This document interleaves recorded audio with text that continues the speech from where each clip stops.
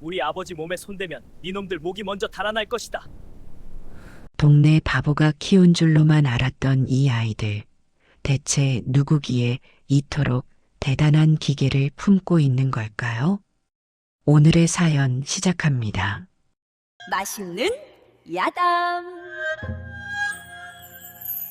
살을 애는 듯한 칼바람이 쌩쌩 불어대던 어느 혹독한 겨울밤이었습니다.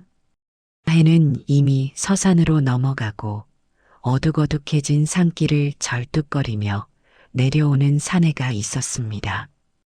바로 마을에서 바보 판수라 불리는 나무꾼이었습니다. 아이고 춥다. 추워.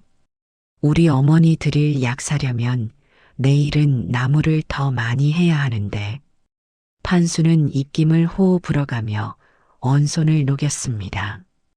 등에는 팔지 못한 나무지게가 그대로 얹혀 있었고 배에서는 꼬르륵 소리가 요란하게 울려 퍼졌습니다. 하루 종일 쫄쫄 굶었지만 판수는 집에 가서 늙은 어머니에게 드릴 군고구마 생각에 실실 웃음을 흘렸습니다. 판수가 마을 어귀에 있는 다 쓰러져가는 초가집 살인문 앞에 다다랐을 때였습니다. 으앙, 으앙. 어디선가 가느다란 고양이 울음소리 같은 것이 들려왔습니다. 판수는 고개를 갸웃거리며 귀를 기울였습니다. 이게 무슨 소리여? 상고양이가 배가 고파서 내려왔나? 판수가 살인문 아래 놓인 집단 쪽으로 다가갔습니다. 그런데 집단 사이로 희끄무레한 무언가가 꿈틀거리는 게 아니겠습니까? 판수는 깜짝 놀라 뒷걸음질을 쳤습니다. 어메, 이게 뭐여? 판수가 조심스럽게 집단을 들춰보자 그 안에는 낡은 포대기에 쌓인 갓난아기 둘이 새파랗게 질린 얼굴로 울고 있었습니다. 아이들의 입술은 이미 보라색으로 변해 있었고 울음소리조차 낼 힘이 없는지 끙끙대고 있었습니다. 사람이네. 아기가 둘이나 있네. 아이고, 이를 어째. 판수는 황급히 지게를 내팽개치고 아이들을 덥석 안아들었습니다. 얼음장처럼 차가운 아이들의 몸이 판수의 거친 손에 닿았습니다. 누가 이 엄동설 안에 핏덩이들을 버리고 갔어. 천벌을 받을 놈들. 판수의 고함 소리에 옆집에 살던 칠성내가 문을 빼꼼 열고 내다봤습니다. 판수야, 밤중에 웬 난리냐? 시끄러워서 잠을 잘 수가 있어야지. 아주머니, 여기 좀 와보세요. 누가 애들을 대문 앞에 버리고 갔어요. 애들이 다 죽게 생겼어요. 판수의 다급한 목소리에 칠성내가 혀를 차며 다가왔습니다. 아이들을 본 칠성내는 기겁하며 손사래를 쳤습니다. 어머, 웬일이니? 딱 보니 며칠 못 넘기고 죽겠구먼. 판수야, 괜히 송장 치우지 말고 관아에 신고나 해라. 재수옴 붙는다. 아주머니는 무슨 말을 그렇게 섭하게 하세요. 애들이 숨이 붙어 있잖아요. 이렇게 쳐다보고 있잖아요. 판수는 칠성내의 말이 야속해 눈물이 그렁그렁 맺혔습니다. 판수는 자신의 누더기 저고리를 벗어 아이들을 겹겹이 감싸고는 허둥지둥 방 안으로 뛰어들어갔습니다. 방 안이라고 해봐야 냉골이나 다름없었습니다. 판수는 아랫목에 깔린 이불을 걷어내고 아이들을 눕혔습니다. 그러고는 밖으로 뛰쳐나가 아궁이에 남은 장작을 모조리 집어넣고 미친 듯이 부채질을 해댔습니다. 제발 살아라, 제발 살아다오. 아가들아, 이 아저씨가 따뜻하게 해줄게. 방바닥이 조금씩 따뜻해지자 판수는 부엌으로 들어가 쌀독을 긁었습니다. 바닥에 깔린 쌀알 몇 톨을 모아 정성스럽게 미음을 끓였습니다. 숟가락으로 미음을 떠서 아이들의 언 입술에 조심스럽게 흘려 넣었습니다. 옳지, 옳지. 잘 먹는다. 아이고 예뻐라. 한참을 그렇게 아이들과 씨름하던 판수의 눈에 포대기 끝자락에 수놓아진 글씨가 들어왔습니다. 윤, 성, 윤, 후. 이름이 윤성이랑 윤우구나. 미음을 받아먹은 아이들이 새근새근 잠이 들자 판수는 그제야 안도의 한숨을 내쉬었습니다. 아이들의 작은 손을 자신의 솥뚜껑 같은 손바닥 위에 올려놓으며 판수가 중얼거렸습니다. 그래, 갈 곳 없으면 나랑 살자. 남들은 나보고 바보라고 손가락질하지만 밥은 안 굶길게. 내 목숨 걸고 지켜줄게. 그날 밤 판수는 잠든 아이들 곁에서 밤새 쪽잠을 잤습니다. 찬바람이 문풍지를 때릴 때마다 판수는 자신의 몸으로 아이들을 덮어주었습니다. 바보 나무꾼 판수의 집에 하늘이 내린 2개의 별이 떨어진 날이었습니다. 하지만 판수는 꿈에도 몰랐습니다. 이 아이들이 훗날 자신을 위해 세상을 뒤집어 놓을 천재들이라는 사실을 말입니다. 그리고 이 아이들을 버린 비정한 그림자가 벌써 집 근처를 서성이고 있다는 사실도요. 어느덧 5번의 겨울이 지나고 판수의 오두막 마당에도 따스한 봄 햇살이 내리쬐고 있었습니다. 윤성아, 거기다가 하늘 천자를 써보거라. 획을 좀 더 힘있게 그어야지. 형, 이렇게? 아까 서당 훈장님이 하시는 거 보니까 끝을 살짝 올리던데? 마당 한 구석에서 흙바닥에 나뭇가지로 장난을 치는 줄 알았던 5살배기 쌍둥이 윤성이와 윤우가 나누는 대화였습니다. 나무를 한 짐 가득 해오던 판수는 지게를 내려놓다 말고 눈이 휘둥그레졌습니다. 아니, 너희들 지금 뭐 하는 거냐? 그게 뭔 글자여? 판수가 땀을 뻘뻘 흘리며 다가와 묻자 둘째 윤우가 배시시 웃으며 흙바닥을 가리켰습니다. 아버지, 이거 하늘 천이랑 따지예요. 오늘 아침에 훈장님이 애들 가르치는 소리 듣고 외웠어요. 뭐라? 서당 담벼락 너머로 듣고 그걸 다 외웠다고? 판수는 입이 딱 벌어졌습니다. 까막눈인 자신이 봐도 아이들이 쓴 글씨는 기가 막히게 반듯했습니다. 판수는 거친 손으로 아이들의 머리를 쓰다듬으며 가슴이 쿵쾅거리는 것을 느꼈습니다. 아이고, 내 새끼들 천재네, 천재여. 산신령님이 보호하셨네. 판수는 그 길로 부엌으로 달려가 숨겨두었던 쌈짓돈을 꺼냈습니다. 꼬깃꼬깃한 엽전 몇잎과 동전들이 손바닥 위에서 짤랑거렸습니다. 이 돈이면 우리 애들 책 한 권은 사줄 수 있겠지. 그렇고 말고. 판수는 읍내로 뛰다시피 걸어갔습니다. 서점 주인은 행색이 남루한 판수를 보자마자 팔이 쫓는 신용을 했습니다. 에이, 냄새나. 거지는 저리 가. 동량은 딴 데 가서 해. 거지 아니라 해. 책 사러 왔구만요. 제일 좋은 걸로 천자문 한 권만 주이소. 판수가 엽전을 탁자 위에 쏟아놓자 주인의 눈이 휘둥그레졌습니다.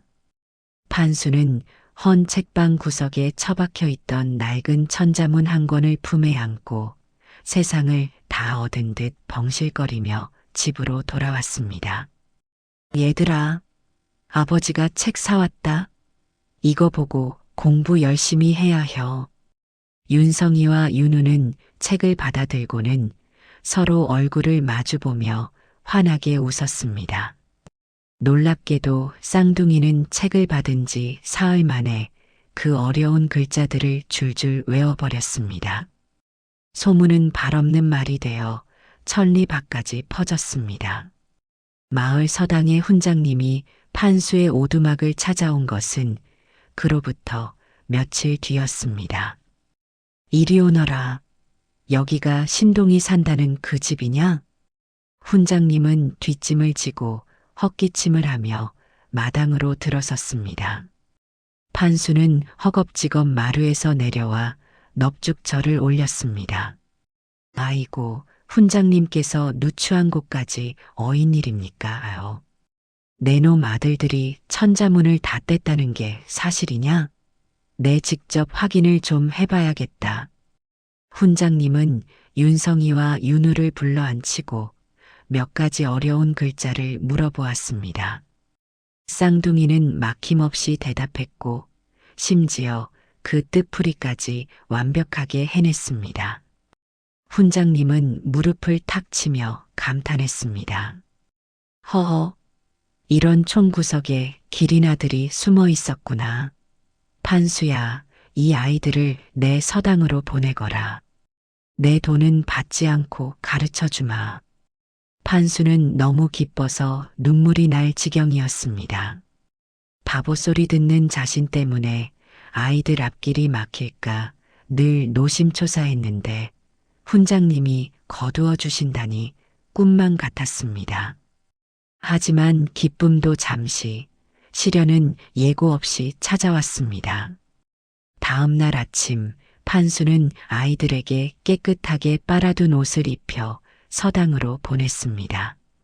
가서 선생님 말씀 잘 듣고 친구들이랑 싸우지 말고, 알았지?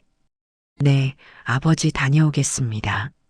쌍둥이는 씩씩하게 대답하고 서당으로 향했습니다. 하지만 점심때가 조금 지나자 윤우가 흙투성이가 된 채 울면서 집으로 돌아왔습니다. 이마에는 시퍼런 멍이 들어 있었고 옷고름은 다 뜯겨 있었습니다. 윤우야, 이게 무슨 일이냐? 누가 널 이렇게 만들었어?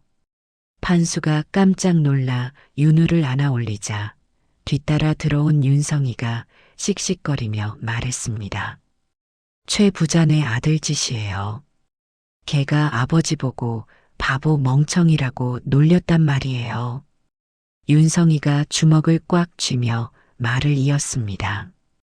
윤우가 사과하라고 했는데 그놈들이 때로 달려들어서 저도 같이 싸웠는데 힘이 모자랐어요. 판수의 가슴이 철렁 내려앉았습니다. 아이들의 상처보다 바보 아버지 때문에 자식들이 겪어야 할 수모가 더 뼈아프게 다가왔습니다. 판수는 급히 방에서 호랑이 기름을 가져와 윤우의 이마에 발라주었습니다. 아이고, 이 못난 애비 때문에 너희가 고생이구나. 미안하다, 정말 미안여. 판수는 고개를 푹 숙이고 눈물을 뚝뚝 흘렸습니다. 자신이 좀 더 똑똑했더라면, 좀 더 번듯한 사람이었더라면 아이들이 이런 꼴을 당하지 않았을 거라는 자책감이 밀려왔습니다. 그때였습니다. 윤성이가 판수의 거친 손을 자신의 고사리 같은 두 손으로 꼭 잡았습니다. 아버지, 울지 마세요. 우린 괜찮아요. 윤우도 훌쩍거리며 판수의 품으로 파고들었습니다. 맞아요. 아버지가 왜 미안해요. 우린 아버지가 세상에서 제일 좋아요. 그 나쁜 놈들이 잘못한 거예요. 그래도 남들이 다 나보고 바보라는데. 판수가 말끝을 흐리자 윤성이가 눈을 똑바로 뜨고 또렷하게 말했습니다. 아버지는 바보 아니에요. 이 추운 겨울에 우리를 살려주신 분이잖아요. 우리한테 밥 먹이려고 아버지는 굶으시는 거 다 알아요. 맞아. 나중에 우리가 커서 꼭 훌륭한 사람 될 거예요. 그래서 아무도 아버지 무시 못하게 만들 거예요. 아이들의 말에 판수는 가슴 한구석이 찌릿해지면서 뜨거운 무언가가 울컥 치솟았습니다. 핏줄 하나 섞이지 않은 남남이지만 이 아이들은 하늘이 자신에게 내려준 진짜 자식들이었습니다. 그래, 그래. 고맙다. 내 새끼들. 아버지가 더 열심히 나무에서 너희들 기죽지 않게 해줄게. 판수는 두 아들을 와락 끌어안았습니다. 셋은 서로의 체온을 나누며 한참을 그렇게 울다가 웃다가 했습니다. 비록 가난하고 남들에게 손가락질 받는 바보 나무꾼이었지만 그날 밤 판수의 오두막은 세상 그 어느 대궐보다 따뜻했습니다. 그 시각 마을 어기 주막에서는 낯선 사내들이 술을 마시며 은밀한 대화를 나누고 있었습니다. 확실합니까? 그 쌍둥이가 이 마을에 있다는 게? 그렇다네. 나무꾼 놈이 주워다 키운다는데 나이가 딱 맞아떨어져. 삿갓을 눌러쓴 사내의 눈빛이 번뜩였습니다. 김대감의 명을 받고 내려온 추적자들이었습니다. 판수와 쌍둥이에게 닥쳐올 검은 그림자는 이제 대문 앞까지 다가와 있었습니다. 마을에 흉흉한 소문이 돌기 시작한 건 그로부터 며칠 뒤였습니다. 한양에서 내려온 험상궂은 사내들이 집집마다 뒤지며 아이들을 찾고 다닌다는 것이었죠. 아니, 글쎄 쌍둥이를 찾는다나 봐. 나이가 10살쯤 된 사내 아이들이라던데. 우물가에서 안악들이 수군대는 소리를 들은 판수는 가슴이 철렁 내려앉았습니다. 지게를 진 등이 식은 땀으로 축축하게 젖어 들어갔습니다. 판수는 서둘러 걸음을 옮기며 속으로 빌고 또 빌었습니다. 제발 우리 집만은 아니길. 제발 그냥 지나가길. 하지만 불길한 예감은 어김없이 들어맞는 법입니다. 판수가 헐레벌떡 집 마당에 들어섰을 때였습니다. 검은 옷을 입은 사내 셋이 이미 판수의 오두막을 헤집어 놓고 있었습니다. 장독대는 깨져 있고 널어놓은 빨래는 흙바닥에 뒹굴고 있었습니다. 어이, 주인장 왔는가? 눈매가 뱀처럼 찢어진 사내가 판수를 보며 비릿하게 웃었습니다. 판수는 짐짓 아무것도 모르는 척 바보 같은 표정을 지으며 머리를 긁적였습니다. 헤헤, 누구신데 남의 집을 이렇게 만들어 놓으셨대요? 우리 어머니가 알면 혼나는데. 시치미 떼지 마라. 이 집구석에 쌍둥이 녀석들이 산다는 거 다 알고 왔다. 애들 어디 숨겼어? 사내가 판수의 멱살을 잡고 거칠게 흔들었습니다. 판수는 숨이 턱 막혔지만 필사적으로 모르는 척 연기를 했습니다. 쌍둥이라뇨? 전 그런 거 몰라요. 저 혼자 살아요. 진짜예요. 그래. 혼자 사는 놈 방에 아이들 책은 왜 있고 붓은 왜 있어? 이 자식이 어디서 거짓말을. 사내가 판수를 마당으로 내동댕이 쳤습니다. 판수는 바닥을 구르면서도 방문 쪽을 힐끔거렸습니다. 윤성이와 윤우를 뒷방 다락에 숨겨두고 나온 것이 천만다행이었습니다. 그때 집안을 뒤지던 다른 사내가 무언가를 들고 나왔습니다. 형님, 이것 좀 보십시오. 사내의 손에 들려있는 것은 윤성이와 윤우를 처음 감싸고 있던 그 낡은 포대기, 그리고 이름이 수놓아진 비단 조각이었습니다. 판수의 얼굴이 백지장처럼 하얗게 질렸습니다. 호, 윤성, 윤우. 찾았다. 그 핏줄들이 여기 숨어 있었구먼. 대장격인 사내가 비단 조각을 보며 섬뜩하게 웃었습니다.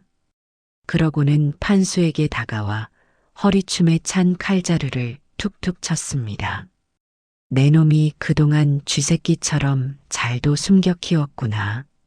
오늘 밤 다시 올 테니 애들 깨끗이 씻겨놔라. 저승 가는 길 때 묻지 않게. 사내들은 으름장을 놓고는 낄낄거리며 마당을 빠져나갔습니다. 판수는 그들이 사라지자마자 방문을 벌컥 열고 들어갔습니다. 다락 문을 열자 겁에 질린 윤성이와 윤우가 서로를 끌어안고 떨고 있었습니다. 아버지. 윤우가 울먹이며 판수의 품에 안겼습니다. 판수는 아이들의 등을 토닥이며 다급하게 말했습니다. 얘들아, 짐 챙겨라. 아니, 몸만 가자. 지금 당장 도망가야 혀. 어디로요? 갈 데가 어디 있어요? 윤성이가 파르르 떨리는 목소리로 물었습니다. 산으로 가자. 아버지가 아는 동굴이 있어. 거기는 아무도 못 찾아. 빨리 어서. 판수는 아이들의 손을 잡아 끌고 뒷문으로 빠져나갔습니다. 해는 이미 저물어 사방이 어둑어둑했습니다. 산길은 험했고 아이들의 걸음은 느렸습니다. 판수는 아예 윤성이와 윤우를 양쪽 어깨에 둘러매고 뛰기 시작했습니다. 헥, 헥. 조금만 참아라. 조금만 더 가면 된다. 하지만 추격자들은 생각보다 빨랐습니다. 산 중턱에 다다랐을 때 뒤쪽에서 횃불 불빛과 함께 고함이 들려왔습니다. 저기 있다. 저놈들을 잡아라. 판수는 이를 악물고 다리에 힘을 주었습니다. 그러나 며칠을 굶은 데다 아이 둘을 업고 뛰기에는 역부족이었습니다. 결국 판수는 돌부리에 걸려 넘어지고 말았습니다. 으악! 판수와 아이들이 낙엽 더미 위로 뒹굴었습니다. 그 사이 검은 옷의 자객들이 그들을 포위했습니다.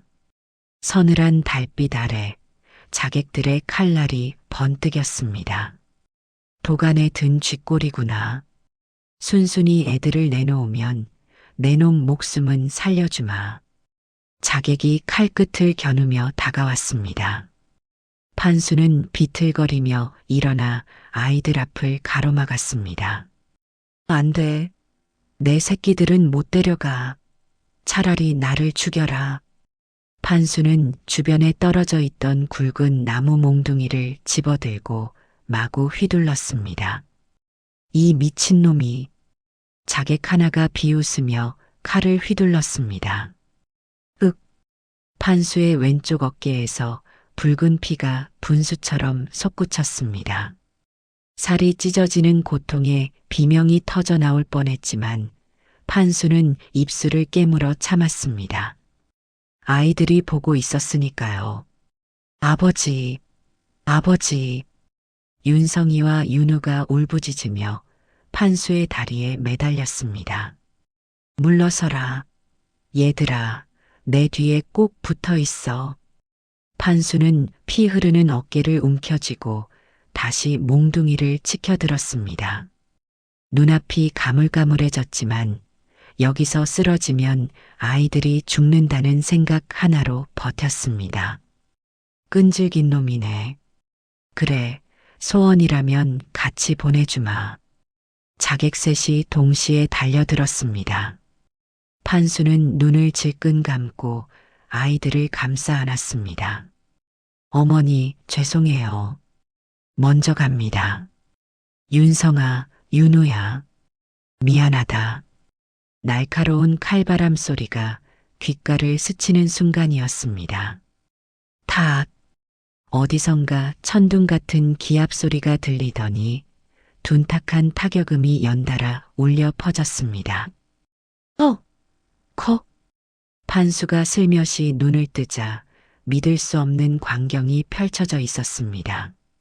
자객 셋이 모두 바닥에 나뒹굴고 있었고 그 앞에는 삿갓을 쓴 노인이 지팡이 하나를 짚고 서 있었습니다. 내 놈은 누구냐? 쓰러진 자객 중 하나가 피를 토하며 소리쳤습니다. 노인은 삿갓을 살짝 들어 올리며 낮게 응조렸습니다. 지나가던 중이다만 살생을 즐기는 짐승들을 보니 그냥 갈 수가 없구나. 노인의 눈빛에서는 범접할 수 없는 기운이 뿜어져 나왔습니다. 자객들은 공포에 질려 뒷걸음질을 쳤습니다. 두고 보자. 자객들은 부상 입은 동료를 부축해 허둥지둥 어둠 속으로 도망쳤습니다. 노인은 그들을 쫓지 않고 판수에게 다가왔습니다. 판수는 긴장이 풀리자 그 자리에 털썩 주저앉았습니다. 아이고. 감사합니다. 어르신, 감사합니다. 판수는 피범벅이 된 몸으로 넙죽절을 했습니다. 노인은 혀를 차며 판수의 상처를 살폈습니다. 미련한 놈, 제 목숨 귀한 줄 모르고 덤비는 꼴이라니. 하지만 그 마음만은 갸륵하구나. 노인은 품에서 약병을 꺼내 판수의 상처에 가루약을 뿌렸습니다. 쓰라린 고통에 판수의 몸이 움찔했습니다. 어르신, 우리 아버지 살려주세요. 제발요. 윤성이와 윤우가 노인의 바짓가랑이를 잡고 애원했습니다. 노인은 아이들을 번갈아 보더니 고개를 끄덕였습니다. 눈빛이 살아있구나. 보통 아이들이 아니야. 이대로 마을로 내려가면 저놈들이 다시 올 게다. 그럼 어떡합니까요? 갈 곳이 없는데. 판수가 떨리는 목소리로 물었습니다. 노인은 지팡이로 산 정상을 가리켰습니다. 나를 따라오너라. 산속 암자에 빈 방이 하나 있다. 당분간 그곳에 숨어 지내는 게 좋을 게다. 판수는 아이들의 손을 꼭 잡고 노인을 바라보았습니다. 어쩌면 이분이 하늘이 보내준 동아줄일지도 모른다는 생각이 들었습니다. 알겠습니다. 어르신만 믿고 따르겠습니다. 피 묻은 바보 나무꾼과 겁에 질린 천재 쌍둥이, 그리고 정체를 알 수 없는 노승. 세 사람은 어둠이 짙게 깔린 깊은 산속으로 자취를 감췄습니다. 지독한 약초 냄새가 코를 찔렀습니다. 판수가 으어 소리를 내며 무거운 눈꺼풀을 들어 올렸습니다.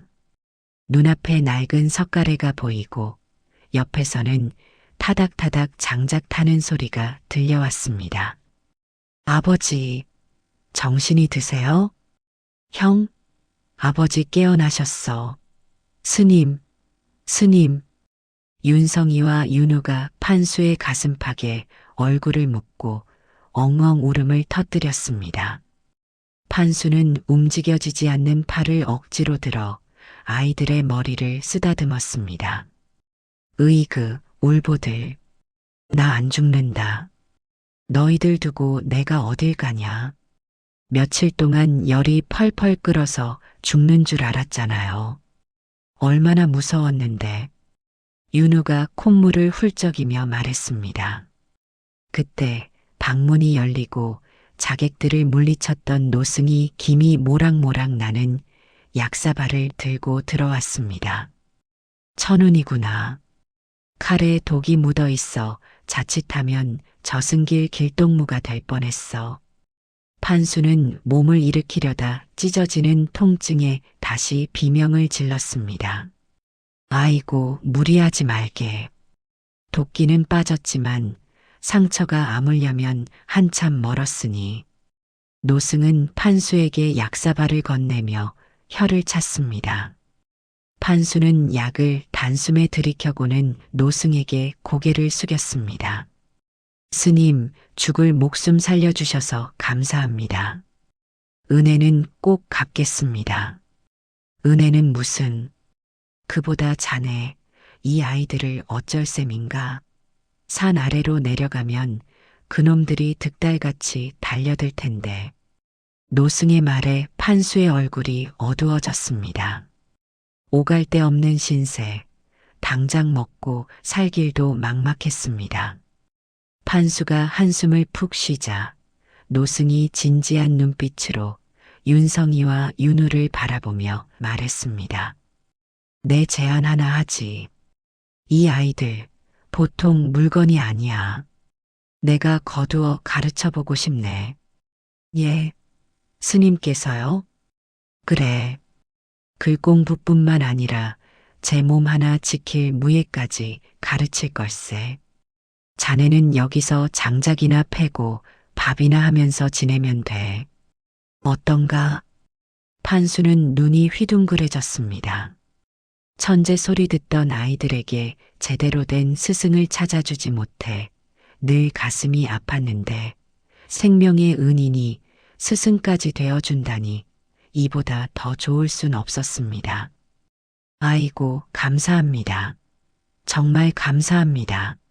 제가 죽도록 일해서 밥값은 꼭 하겠습니다.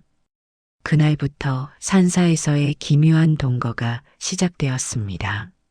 새벽닭이 울기도 전에 판수는 도끼를 들고 산으로 올라갔습니다. 으라차, 으라차. 판수가 내리찍는 도끼질 소리에 맞춰 마당에서는 아이들의 기합 소리가 울려 퍼졌습니다. 야, 야. 노승은 엄격했습니다. 아이들이 조금이라도 흐트러진 모습을 보이면 가차없이 회초리를 들었습니다. 정신 차려라. 그깟 추위에 떨 거면 당장 산을 내려가. 윤성이와 윤우는 입술을 깨물며 눈밭 위에서 맨발로 권법을 연마했습니다. 밤이 되면 호롱불 아래서 책을 읽는 소리가 낭낭하게 들려왔습니다. 판수는 방문 틈으로 그 모습을 지켜보며 남몰래 눈물을 훔쳤습니다. 장하다, 내 새끼들. 장해. 판수는 아이들 공부에 방해될까봐 숨소리조차 크게 내지 않고 꽁꽁 언 손으로 아이들의 빨래를 하고 아궁이에 불을 지폈습니다. 자신이 해줄 수 있는 건 따뜻한 밥 한 끼와 따뜻한 아랫목뿐이라고 생각했으니까요. 그렇게 산속의 시간은 유수와 같이 흘러 어느덧 10년이 지났습니다. 어느 가을밤 노승이 장성한 쌍둥이를 불렀습니다. 이제 때가 된 것 같구나. 너희들이 누구인지 왜 산속에 버려졌는지 알아야 할 때가. 윤성이와 윤우의 눈빛이 흔들렸습니다. 노승은 낡은 상자에서 오래된 서신 한 통을 꺼내 아이들에게 건넸습니다. 너희 아비는 조정의 충신이었다. 간신 김대감의 모함을 받아 역적으로 몰려 차명을 당했지. 너희 어미는 만삭의 몸으로 도망치다 너희를 낳고 숨을 거뒀다. 서신을 읽어 내려가는 윤성의 손이 부들부들 떨렸습니다. 윤우의 눈에서는 굵은 눈물이 뚝뚝 떨어졌습니다. 그럼 우리 부모님을 죽인 원수가 김대감이란 말입니까? 윤성이 피를 토하듯 물었습니다. 그렇다. 지금 조정의 권력을 쥐고 흔드는 그자가 바로 너희 가문을 멸문지화시킨 장본인이다. 죽여버리겠어. 당장 내려가서 그놈 목을 베어버리겠어. 윤우가 자리를 박차고 일어나 벽에 걸린 검을 집어들었습니다. 윤성도 시뻘건 눈으로 동조했습니다. 가자, 윤우야. 우리 부모님의 원수 피로 갚아주자. 살기가 등등한 두 청년이 방문을 나서려는 순간이었습니다. 안 된다. 절대 안 돼. 언제 듣고 있었는지 판수가 문을 가로막고 섰습니다. 10년의 세월 동안 판수의 머리에는 하얀 서리가 내려앉았고 허리는 굽어 있었습니다. 하지만 그 눈빛만은 단호했습니다. 아버지, 비키세요. 이건 우리 부모님의 원수를 갚는 일이에요. 그래요. 짐승만도 못한 놈들을 처단하러 가는 거라고요. 쌍둥이가 울부짖었지만 판수는 꿈쩍도 하지 않았습니다. 판수는 거친 손으로 아이들의 옷자락을 붙잡으며 애원했습니다. 복수는 또 다른 복수를 낳는 법이야. 너희들이 그놈들을 칼로 찌르면 너희도 똑같은 살인자가 되는 거야. 내가 너희를 그렇게 가르쳤냐? 스님께서 그렇게 가르치셨어? 그럼 억울하게 죽으신 우리 부모님은요? 그냥 잊으란 말입니까? 윤우가 판수의 손을 뿌리치며 소리쳤습니다. 판수는 털썩 무릎을 꿇었습니다. 잊으라는 게 아니다. 이기라는 거야. 칼이 아니라 법으로, 실력으로 당당하게 세상 앞에 서서 그놈들의 죄를 밝히란 말이다. 그게 진짜 복수야. 제발, 제발 이 못난 애비 소원 좀 들어다오. 판수는 바닥에 머리를 찌우며 통곡했습니다. 너희들이 살인자가 되면 나는 못 산다. 차라리 나를 베고 가라. 판수의 눈물 젖은 호소에 쌍둥이의 손에서 검이 툭 하고 떨어졌습니다. 윤성과 윤우는 무릎을 꿇고 판수를 끌어안았습니다. 아버지, 잘못했어요. 죄송해요. 우리가 미련했습니다. 아버지 말씀대로 할게요. 아버지. 세 부자는 서로를 부둥켜 안고 한참을 울었습니다. 방 안에서 이를 지켜보던 노승도 조용히 눈시울을 붉혔습니다. 다음 날 아침 윤성이와 윤우는 말끔한 도포 차림으로 판수와 노승 앞에 섰습니다. 아버지, 스님, 저희 이제 산을 내려가겠습니다. 윤성이가 결의에 찬 목소리로 말했습니다. 과거의 급제에서 김대감의 죄를 낱낱이 밝히고 이 나라를 바로잡겠습니다. 윤우도 주먹을 불끈 쥐며 거들었습니다. 판수는 훌쩍 커버린 아들들의 어깨를 두드려주며 빙그레 웃었습니다. 그래, 가라. 가서 세상 사람들한테 보여줘라. 바보 나무꾼 아들들이 얼마나 대단한지. 아버지, 꼭 모시러 올게요. 조금만 기다리세요. 걱정 말고 다녀와.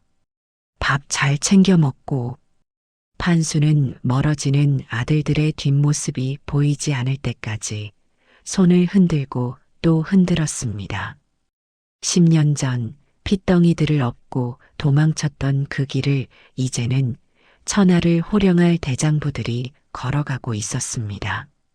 하지만 그들은 몰랐습니다.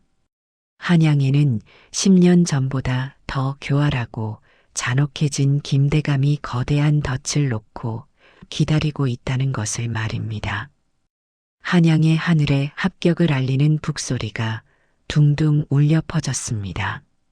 대과 급제자가 발표되는 방방례가 열리는 날, 광화문 앞은 구름대 같은 인파로 발 디딜 틈이 없었습니다.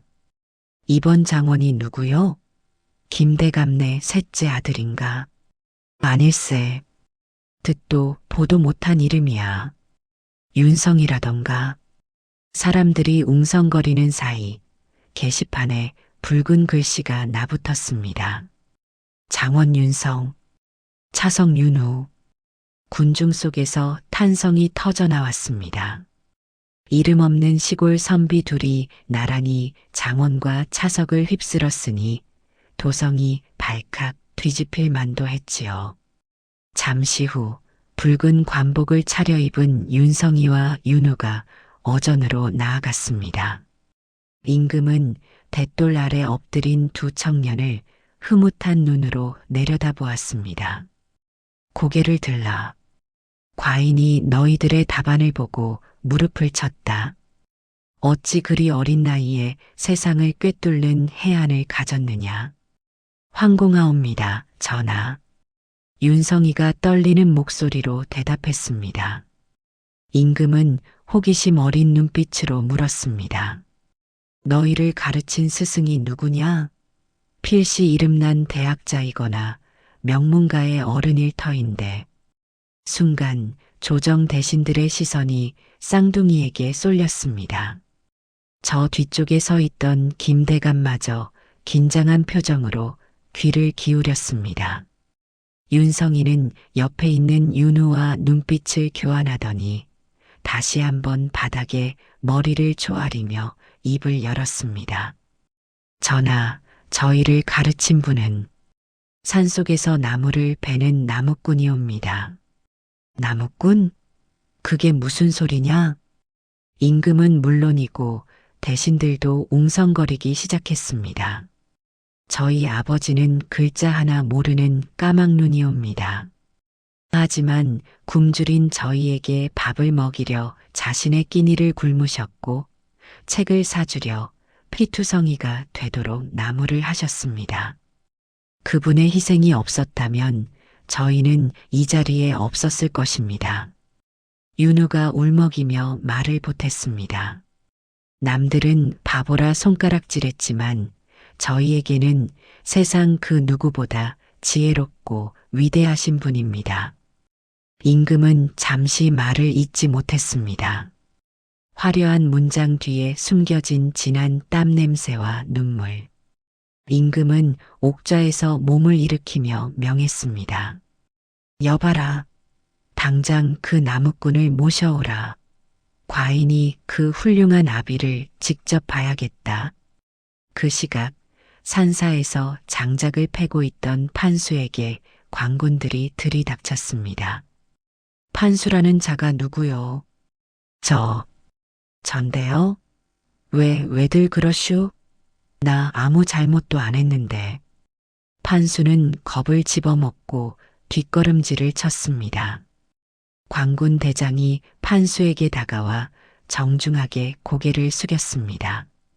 어명을 받들러 왔습니다. 어서 입궐하시지요. 어명이라니요? 난 그런 거 몰라요. 우리 애들 밥 해줘야 해요. 이거나요. 판수는 끌려가지 않으려 마당의 기둥을 부여잡고 버텼습니다. 혹시나 아이들이 한양 가서 무슨 사고라도 친 건 아닌지 덜컥 겁이 났기 때문입니다. 아이고, 스님, 나 좀 살려줘요. 판수가 고래고래 소리를 지르자 방에 있던 노승이 빙그레 웃으며 나왔습니다. 판수야, 겁먹지 말고 다녀오거라.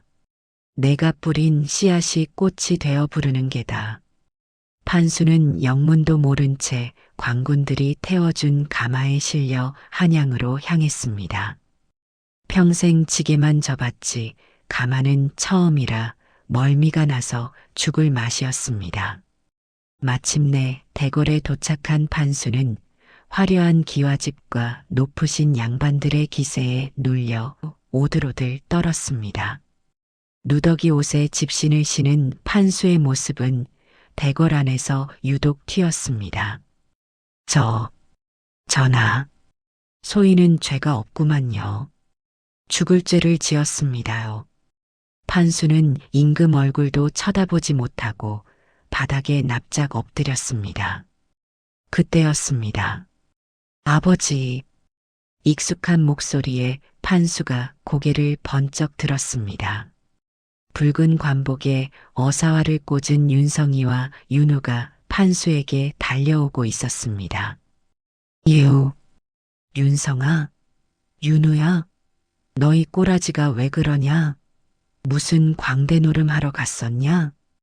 판수는 아이들의 화려한 옷차림을 보고 눈이 휘둥그레졌습니다.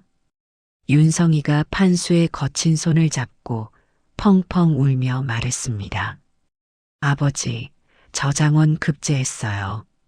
윤우는 차석이고요. 이제 우리 아버지 고생 끝났어요. 장원? 그게 뭔데? 좋은 거요? 판수가 얼떨떨한 표정으로 묻자 임금이 호탕하게 웃으며 계단을 내려왔습니다. 허허, 이 나라 최고의 벼슬아치가 될 자격이 있다는 뜻이다. 내가 키운 아들들이 이 나라의 기둥이 되었단 말이다. 그제야 상황을 파악한 판수는 다리에 힘이 풀려 주저앉고 말았습니다.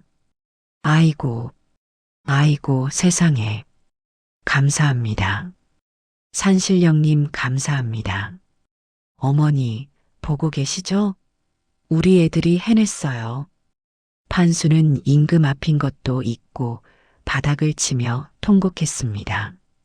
그동안 받았던 서름, 배고픔, 아이들을 지키기 위해 흘렸던 피눈물이 주마등처럼 스쳐 지나갔습니다. 임금은 판수의 손을 직접 잡아 일으켰습니다. 흙투성이인 판수의 손을 잡은 임금의 눈시울도 붉어졌습니다. 과인이 부끄럽구나. 배우지 못했으나 도리를 알고 가진 것 없으나 모든 것을 내어준 내가 진정한 이 나라의 스승이다. 임금은 즉석에서 판수에게 비단옷을 하사하고 큰 잔치를 열었습니다. 판수는 닭다리를 뜯으며 연신 싱글벙글 웃었습니다. 헤헤, 맛있다. 윤우야, 너도 하나 먹어라. 아, 스님도 좀 갖다 드려야 하는데.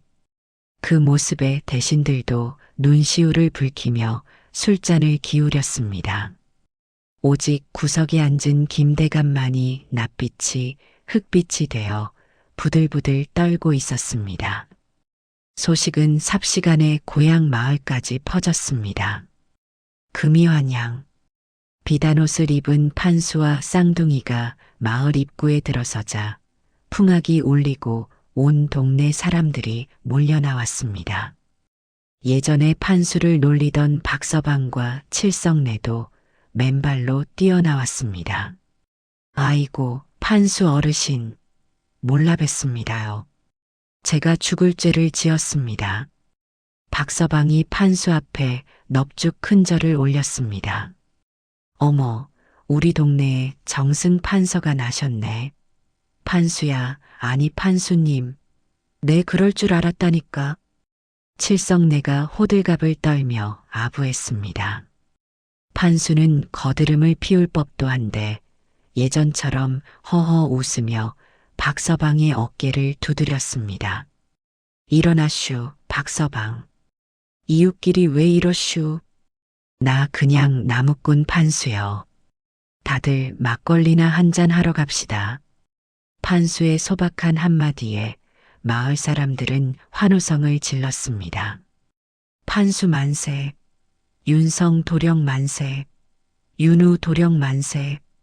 판수는 예전에 살던 다 쓰러져가는 오두막으로 향했습니다. 지붕은 뚫려 있고 벽은 금이 같지만 판수에게는 대궐보다 편안한 보금자리였습니다.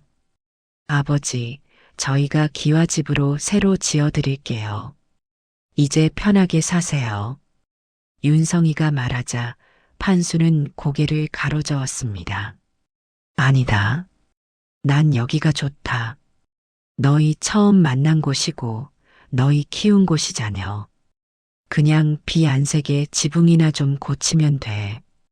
판수는 마루에 걸터 앉아 먼 산을 바라보았습니다. 노을이 붉게 물든 하늘 아래 두 아들이 늠름하게 서 있는 모습을 보니 밥을 안 먹어도 배가 불렀습니다. 그래, 바보면 어때? 나무꾼이면 어때? 이렇게 잘 컸는데 내 인생 참말로 성공했다. 판수의 눈가에 맺힌 눈물이 노을빛을 바다보석처럼 반짝였습니다. 마을 전체가 축제 분위기로 들썩였지만 그날 밤 판수의 오두막은 그 어느 때보다 고요하고 평화로웠습니다. 하지만 폭풍우는 가장 고요할 때 몰아치는 법이지요. 김대감의 첩자들이 어둠을 틈타 마을로 스며들고 있었습니다. 판수의 행복을 시기한 악마의 손길이 다시 한번 그를 향해 뻗어오고 있었습니다. 행복은 어찌 이리도 짧은 것일까요? 판수가 아들들이 사준 비단 이불을 덮고 단꿈에 젖어 있던 새벽이었습니다. 내 이놈, 역적 판수는 당장 나와 오라를 받아라. 와장창, 문짝이 박살나며 시커먼 군화발이 방 안으로 들이닥쳤습니다. 자다가 날벼락을 맞은 판수는 눈도 제대로 뜨지 못한 채 포졸들에게 머리채가 잡혀 마당으로 질질 끌려 나갔습니다. 아이고, 이게 무슨 일이요? 나 좀 살려주시오. 판수가 발버둥 쳤지만 포졸들은 인정사정 없이 판수의 등짝을 몽둥이로 내리쳤습니다. 조용히 해라. 대역죄인 주제에 어디서 주둥이를 놀려. 마당에는 이미 수십 명의 광군이 진을 치고 있었고 그 앞에는 서늘한 눈빛의 김대감이 뒷짐을 지고 서 있었습니다. 네, 내 놈이 감히 나라님을 능멸하고 역모를 꾸며. 김대감의 호통에 판수는 억울해서 미칠 지경이었습니다. 나으리, 그게 무슨 귀신 신나락 까먹는 소리입니까? 저는 나무에서 밥 먹고 사는 무지렁이에요. 역모가 뭔지도 몰라요. 이놈이 끝까지 오리발을 내미는구나. 여봐라. 증인을 대령하라. 김대감의 손짓에 한 사내가 포승줄에 묶여 끌려 나왔습니다. 판수도 안면이 있는 읍내 장터에서 약초를 사주던 최거상이었습니다. 최서방, 자네가 여긴 웬일인가? 자네가 좀 말해줘봐. 내가 무슨 죄를 짓기라도 했는가? 판수가 반가운 마음에 소리쳤지만 최거상은 판수의 눈을 피하며 바들바들 떨었습니다. 저자가 시켰습니다요. 산에서 캔 약초판 돈으로 무기를 사모으라고. 나중에 도성을 칠 거라고. 뭐요? 최서방, 자네 그게 무슨 소리여? 그 돈은 우리 애들 책 사주고 붓 사준 돈이잖아. 자네도 알잖여. 판수가 기가 막혀 고함을 질렀지만 김대감은 비릿한 웃음을 흘리며 판수의 뺨을 후려갈겼습니다. 듣기 싫다. 당장 이놈을 의금부로 압송하라. 내 친히 국문하여 죄를 낱낱이 밝혀내리라. 소식을 들은 윤성이와 윤우가 의금부로 달려왔을 땐 이미 판수는 형틀에 묶여 피투성이가 된 뒤였습니다. 아버지, 멈추시오. 지금 죄 없는 백성에게 무슨 짓입니까?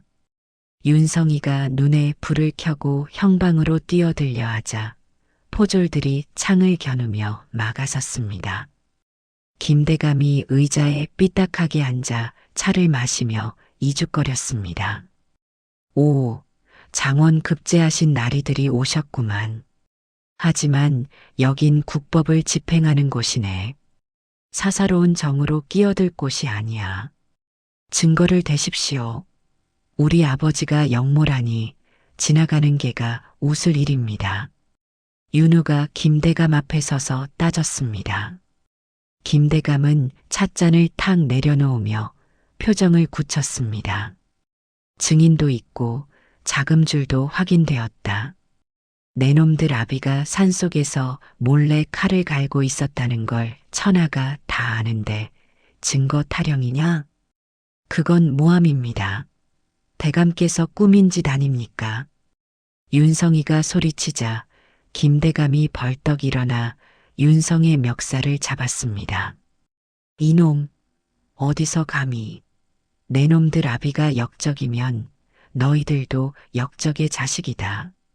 당장 저놈들의 관복을 벗겨라. 상황은 최악으로 치닫고 있었습니다.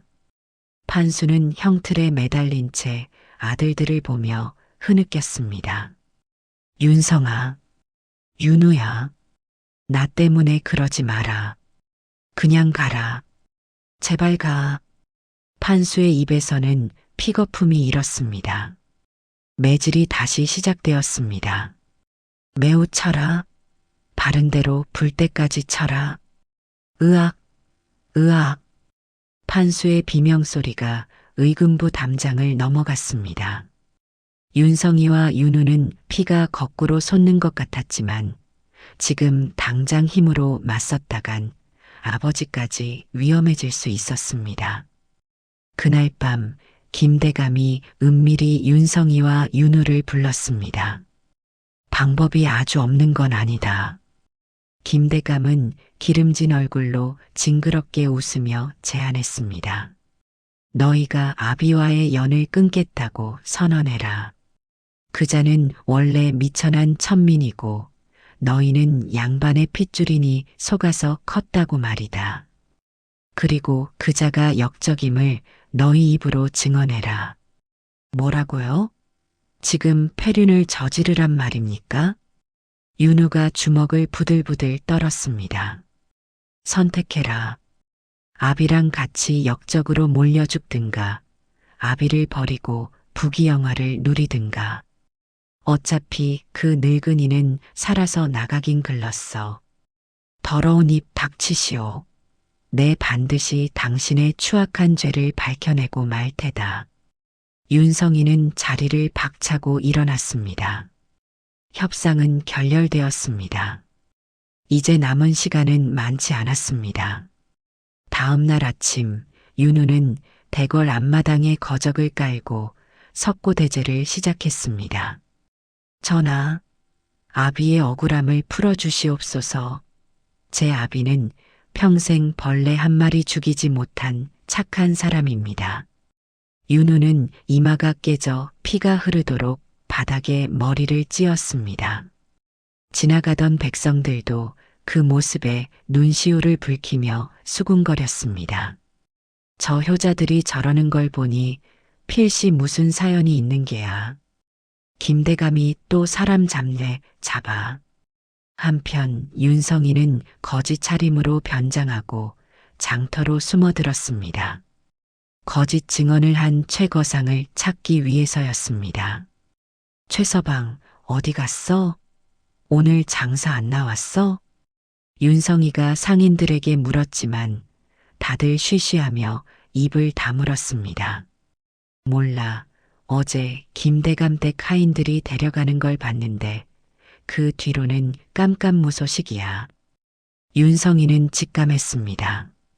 최거상이 입을 막히기 전에 찾아내야만 했습니다. 윤성이는 밤이슬을 맞으며 김대감의 별장 쪽으로 잠입했습니다. 그 시각 차가운 옥산. 판수는 온몸이 찢어지고 뼈가 부러진 채 짐승처럼 널브러져 있었습니다. 숨을 쉴 때마다 가슴에서 쇳소리가 났습니다. 물 좀. 판수가 신음하자 옥졸 하나가 다가와 밥그릇을 들이밀었습니다. 자, 먹어라. 마지막 가는 길 배나 든든히 채워야지. 옥졸의 눈빛이 수상했습니다. 밥 위에는 하얀 가루가 살짝 뿌려져 있었습니다. 판수는 아무것도 모른 채 떨리는 손으로 밥그릇을 집으려 했습니다. 배가 고픈 것보다 살아서 아이들을 한 번이라도 더 보고 싶어 기를 쓰고 먹으려 한 것이지요. 이거 먹고 기운 차려야지. 우리 윤성이, 윤우, 봐야지. 판수가 숟가락을 입으로 가져가려는 찰나 옥사 천장에서 작은 돌멩이 하나가 툭 떨어져 밥그릇을 쳤습니다. 챙그랑. 밥그릇이 뒤집어지고 밥알들이 바닥에 흩어졌습니다. 그러자 놀라운 일이 벌어졌습니다. 밥알이 닿은 바닥의 지푸라기들이 시커멓게 타들어가며 연기를 내뿜는 것이 아니겠습니까? 독이다. 판수가 놀라 뒤로 물러섰습니다. 당황한 옥졸이 칼을 뽑아들고 옥문 안으로 들어왔습니다. 이런 젠장, 눈치챘구나. 그냥 곱게 먹고 죽지, 귀찮게 시리. 옥졸이 칼을 치켜들고 판수의 목을 향해 내리꽂으려 했습니다. 판수는 피할 힘도 없어 눈을 질끈 감았습니다. 아들아, 미안하다. 아버지는 여기까지인가 보다. 그때였습니다. 어둠 속에서 누군가가 번개처럼 날아와 옥졸의 팔을 걷어찼습니다. 칼이 허공을 가르며 바닥에 꽂혔습니다. 판수가 놀란 눈을 뜨자 그곳에는 복면을 쓴 사내가 서 있었습니다. 스님? 복면을 벗은 사내의 얼굴을 확인한 판수가 쉰 목소리로 불렀습니다. 하얀 수염이 성성한 노승이 인자한 미소를 지으며 판수의 손을 잡았습니다. 자네가 뿌린 씨앗이 얼마나 단단한데 이까짓 독약에 쓰러지겠나? 늦어서 미안하네.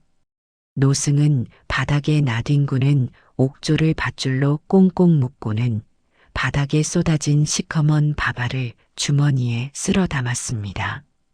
이게 바로 저놈들의 목을 칠 증거가 될 걸세. 조금만 더 버티게. 자네 아들들이 지금 도성을 뒤집어 놓고 있으니. 노승의 말에 안도한 판수는 다시 정신을 잃고 말았습니다. 같은 시각 대궐 앞마당은 살벌한 긴장감에 휩싸여 있었습니다. 전하, 부디 통촉하여 주시옵소서. 제 아비는 죄가 없습니다. 이마가 찢어져 피투성이가 된 윤우가 목이 터져라 외쳤습니다.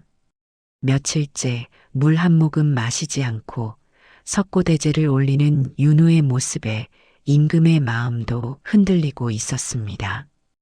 그때 김대감이 나서며 호통을 쳤습니다. 전하, 저자는 역적의 자식입니다.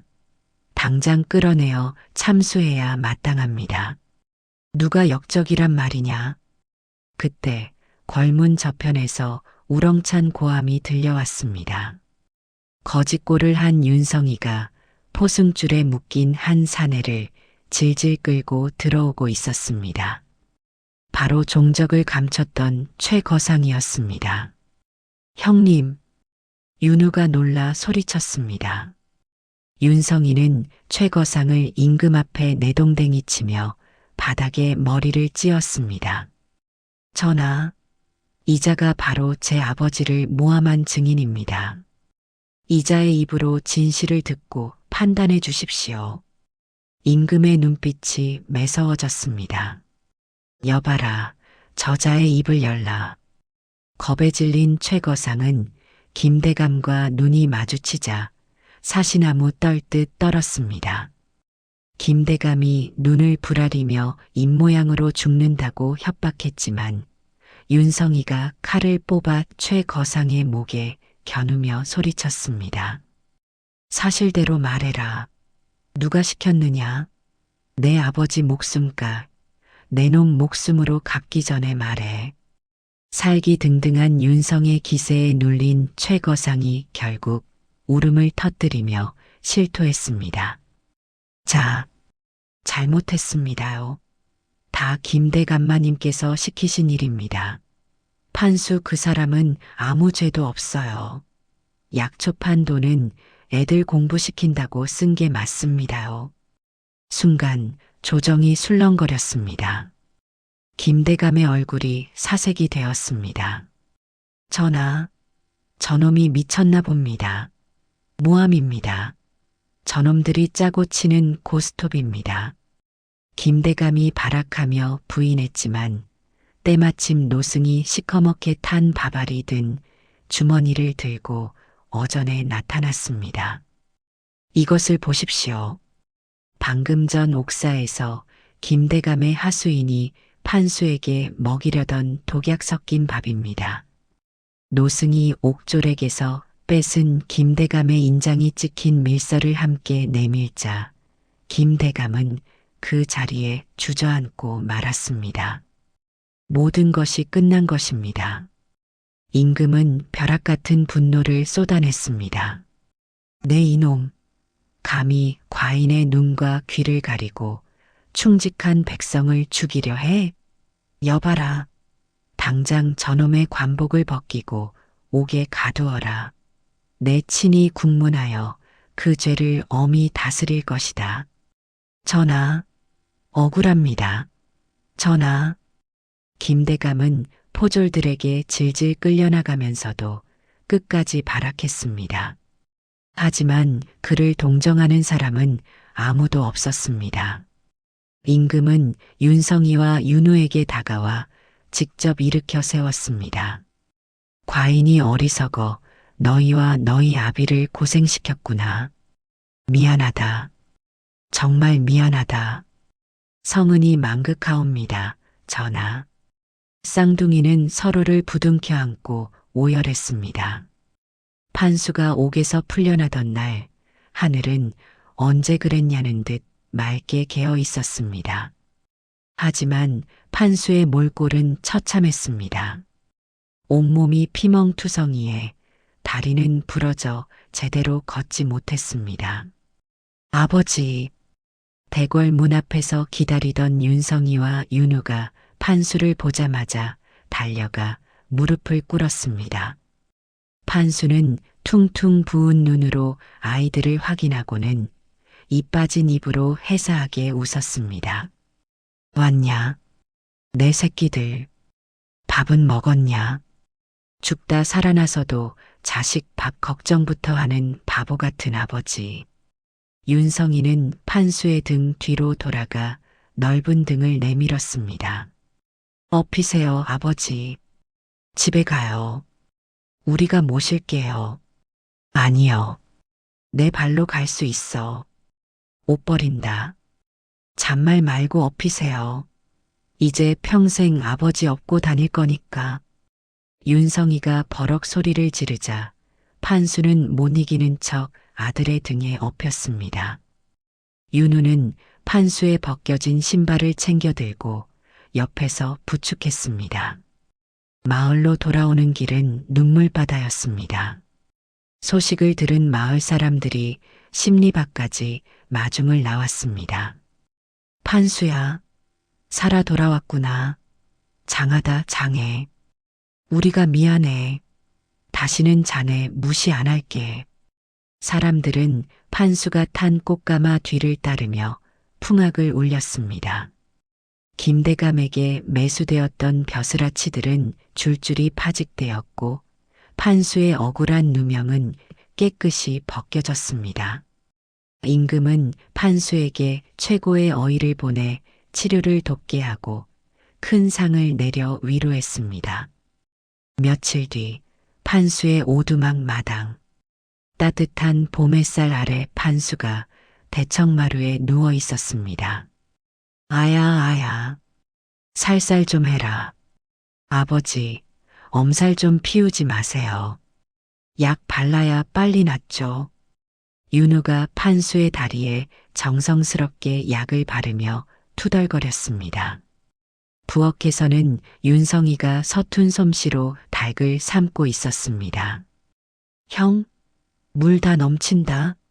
불 좀 줄여. 알았어. 아, 뜨거워. 이거 요리가 공부보다 더 어렵네. 천하의 장원 급제자가 닭 한 마리와 씨름하는 꼴을 보며 판수는 껄껄 웃음을 터뜨렸습니다. 허허, 거봐라.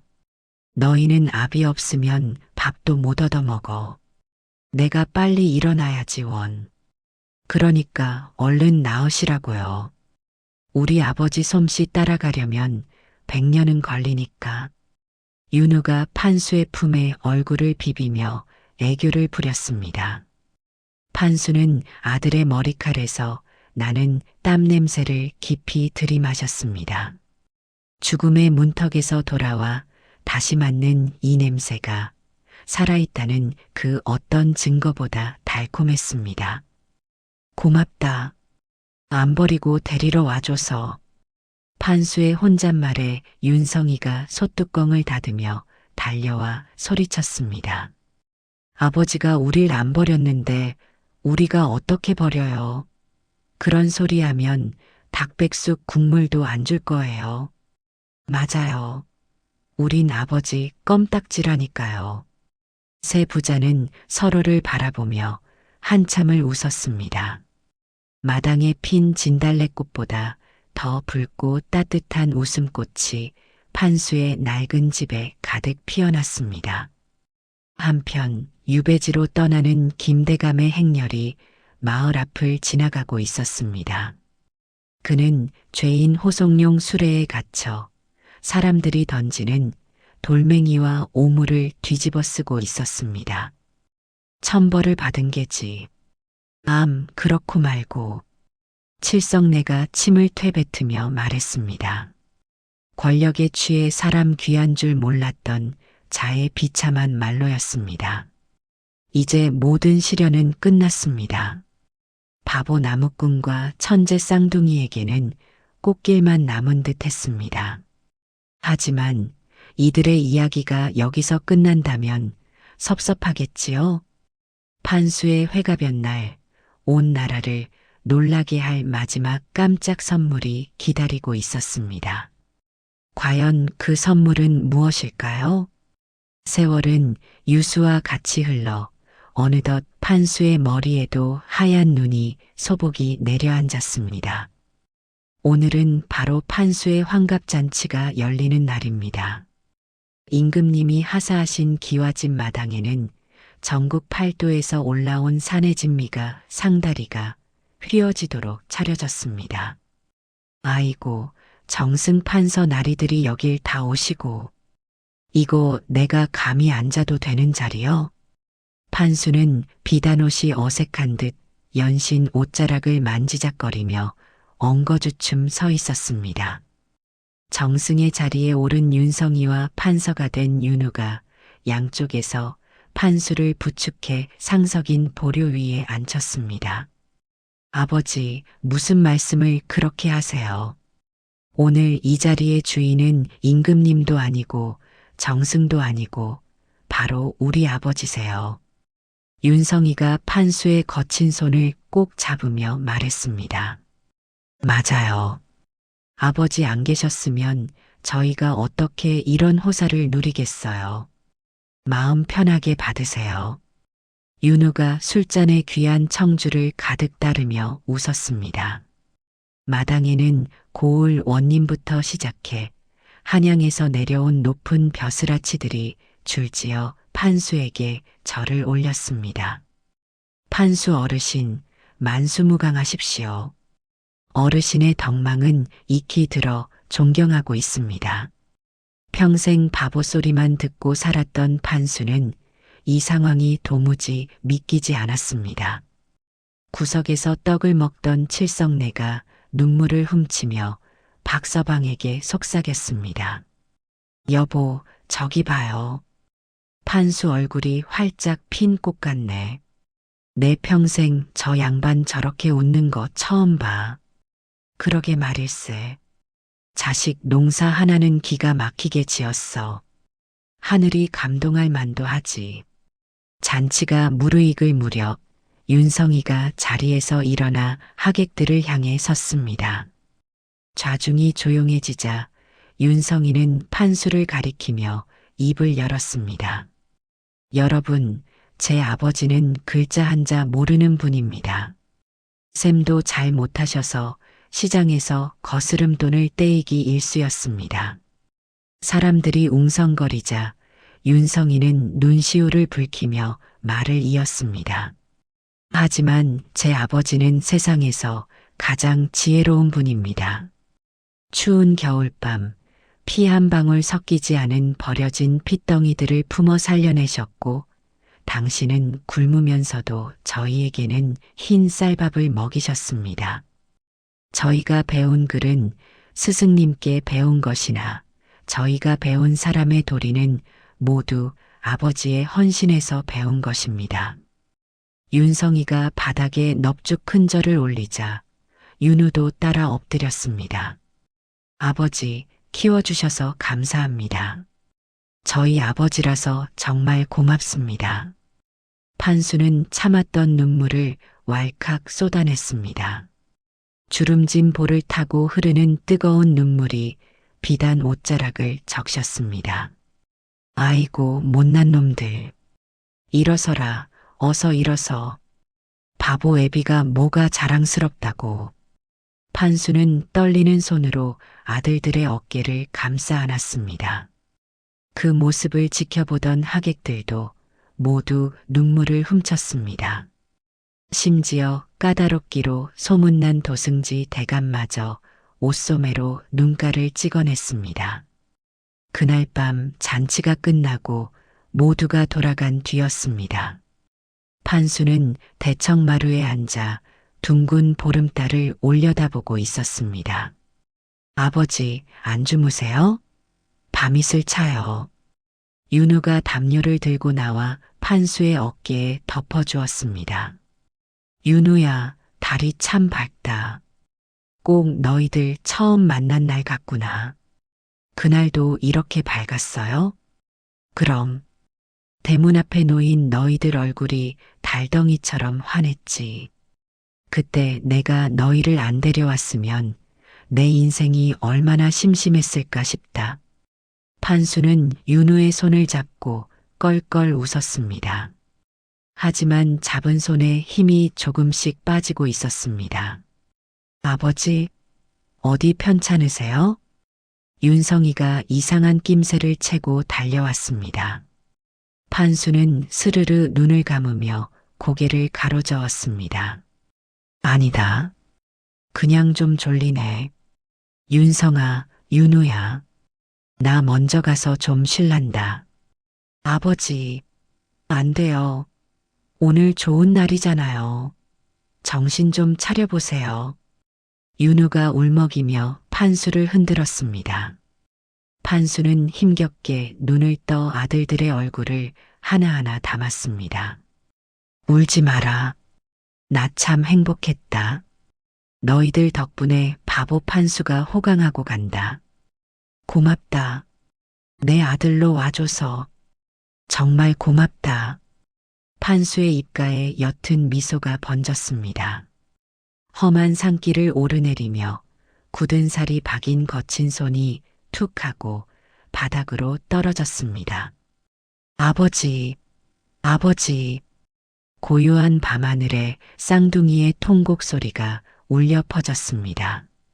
마당에 핀 벚꽃잎들이 바람에 날려 판수의 마지막 가는 길을 배웅하듯 하얗게 흩날렸습니다. 판수의 장례는 국장에 버금가는 예우로 치러졌습니다. 임금은 판수의 부고를 듣고 친히 조서를 내렸습니다. 그는 비록 나무꾼이었으나 그 사랑은 태산보다 높고 그 희생은 바다보다 깊었다. 이에 대덕부군이라는 시호를 내리노라. 판수가 묻힌 양지바른 언덕에는 작은 비석 하나가 세워졌습니다. 세상에서 가장 바보 같은 아버지, 여기 잠들다.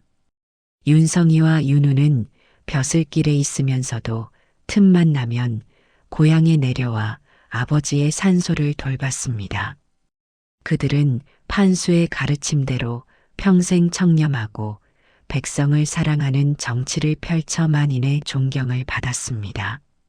세월이 흘러 수백 년이 지난 지금도 그 마을에는 전설 같은 이야기가 전해 내려옵니다.